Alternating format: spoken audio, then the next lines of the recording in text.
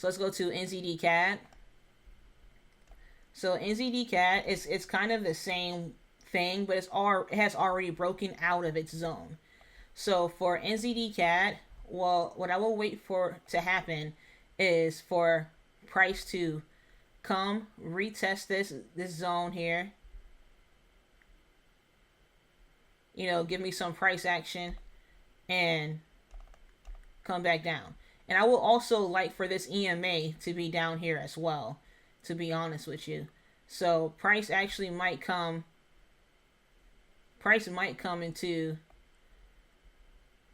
all of this. So price is either going to, you know, stay bearish a bit more and then come up to retest, or it might come up into this area here, retest it, and then come down. So you just gotta be patient. Be very, very patient. Do not rush anything. And you can go down to the daily as well.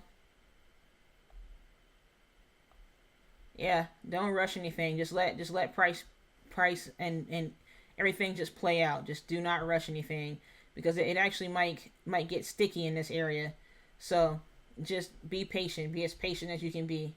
You don't want to lose any money because you're being impatient.